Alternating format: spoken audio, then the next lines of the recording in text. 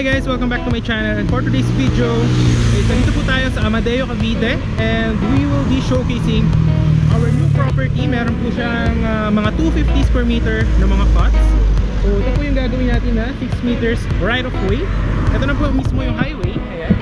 So around mga 20 or 30 meters lang po yung mga property natin na 250 square meter, and going to Tagaytay, diretsuhin nyo lang po yung kalsada na to, is around 8 to 10 minutes. So yan, accessible siya via motorcycle or car. Ayan. And East-West Road, if you're from Manila, nandyan lang po siya. So around mga 3 or 4 minutes nandun na kayo sa East-West Road. From Calax po yun. Ayun. So malamig po dito. This is Amadeo, Cavite, and para ipapakita ko po sa inyo yung mga available lots natin dyan, and I will show you yung drone shot. So pag sinearch nyo sa Google Map guys, para makita nyo yung landmark nya, katabi lang siya nito, Bonsai Garden. Ito siya, Kurt and Fig Bonsai Garden. Ayan, ito mga bonsai for sale. Ayan siya guys. Ayan. So search nyo lang, Kurt and Fig Bonsai Garden, katabi lang po siya nito. And punta natin yung property para syempre ma-appreciate nyo muna siya guys, dahil this one is a pre-selling one. So i-develop po siya, lalagyan po siya ng mga concrete road, mga drainage, mga lines for electricity, water. Kasi papakita ko muna yung drone shot nya, which you will see here on 3, 2, 1. Ito po yung drone shot ng ating property na ito.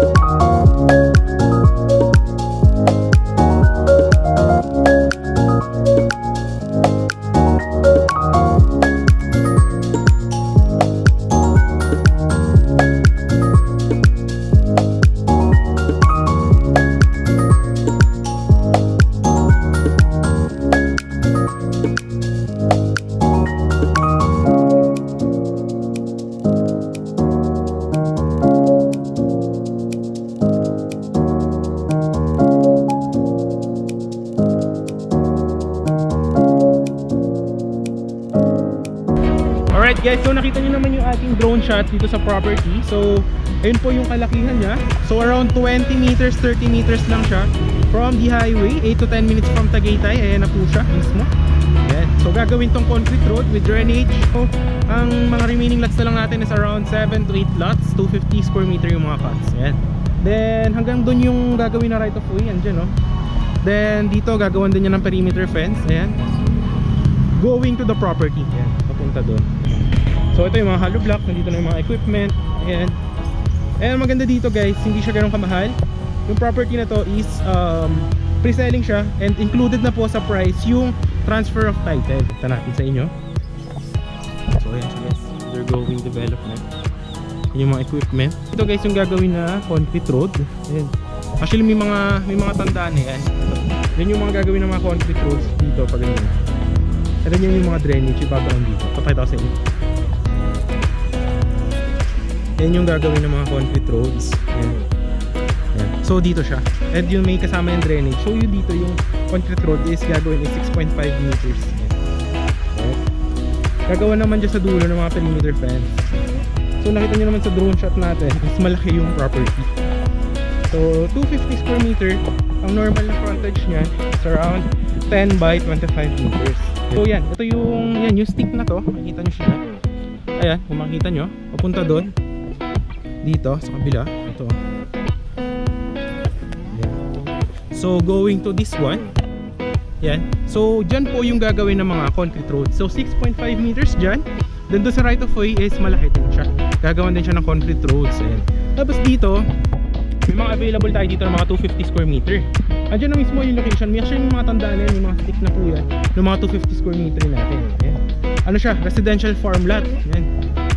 ang maganda dyan kapag na-develop kasi since pre-selling siya is yun, gagawa siya ng mga lines for drainage, yung mga electricity, water. Syempre nandyan lang naman yung highway, so madali lang siya dito. May LTE signal din dito po, yung mga cellphone. Tapos at the same time, almost Tagaytay weather kasi ang above ng sea level nito is around 420 meters above sea level. So yung vibes dito is provincia vibes. Kahit na example ngayon, summer, and it's around 4 PM above, napakalamig po dito lalo pag kagabi.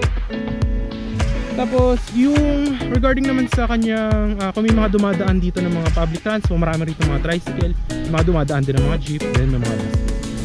Tapos ito yung sinasabi ko sa inyo. Yan. Ito yung mga ibang available lots natin ng mga 250 square meter. So yan, lalagyan din dyan sa likod ng mga perimeter fence. Ayan. So kung ang hanap mo talaga is parang investment for retirement, or gusto mo nang, alam mo yun, get away if you are living in Manila or you are an OFW abroad and you want to invest something for yourself or your family in the future, this is one of the property I can definitely offer. So yung mga equipment, oh, yan o, diba?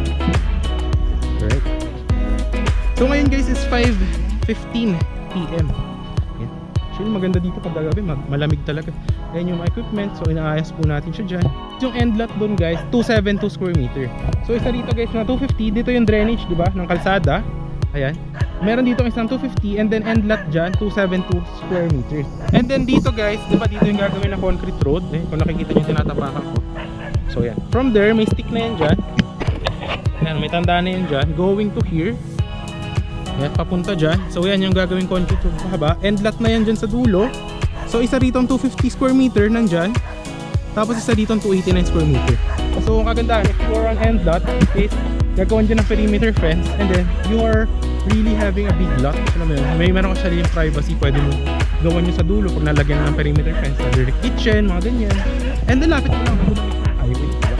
Yan mismo. Ito may LTE signal yan, ayun o, diba? Ang lakas ng internet dito. So yan, ginagawa niya ng drainage papunta dyan sa labas. Ayan o, dyan. So yan, dito gagawan pa yun ng mga perimeter fence papunta dyan. So yan, dito 289 square meter. Tapos dito 250 square meter. Yan. So yan, nakita, kanina pinakita ko sa inyo, limang 250 square meter na magkakatabi.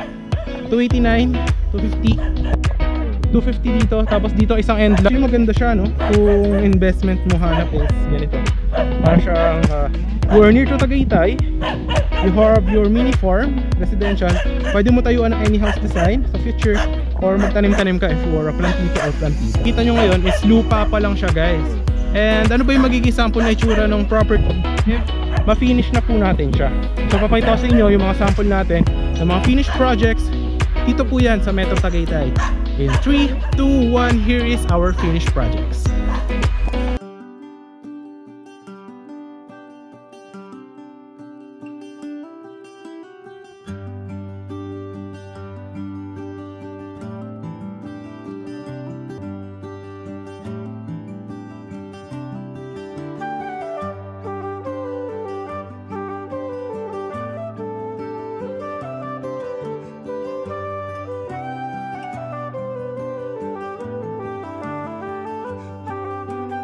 Finished project po natin. So yun yung magiging itsura nito after the development. Kasi ngayon is ginagawa pa lang siya. So actually maganda, no? Hi guys. So dito guys, yung dalawa dito na 250 sold na to.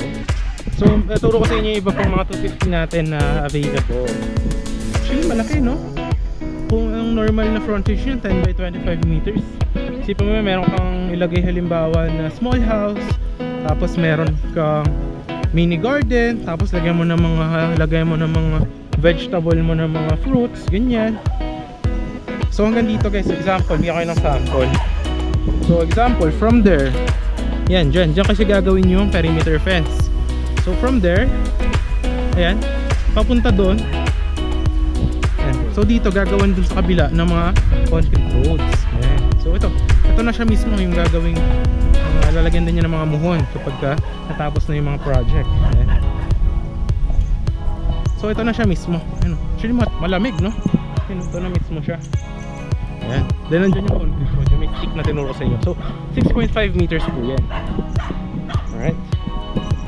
Ayan. Ito na siya mismo. Ayan. Malamig, no? Mahangin. Ako, medyo mahangin lang ako, kurinig tayo. So yan, may mga 250 square meter dito. Yan. Tapos yung tinuro ko sa inyo doon ng end lot na 289 tapos 250. Meron din 272 tapos meron 250. So yun na lang yung mga remaining lots po natin. So yung sample ng 250 is from there, yung kanino ko doon na malayo. Tapos up to here, yun, may mga stick na yan. Yan, dyan na. So yan, ito example, oh, ayun, pahaba. Actually malaki, no? Malaki yung pot. Yung mga tandaan na yun. Dito yung conflict. Tapos may drainage siya. Diba? So yun lang ang ating property tour for today. Ayan. So maraming salamat sa panonood, guys.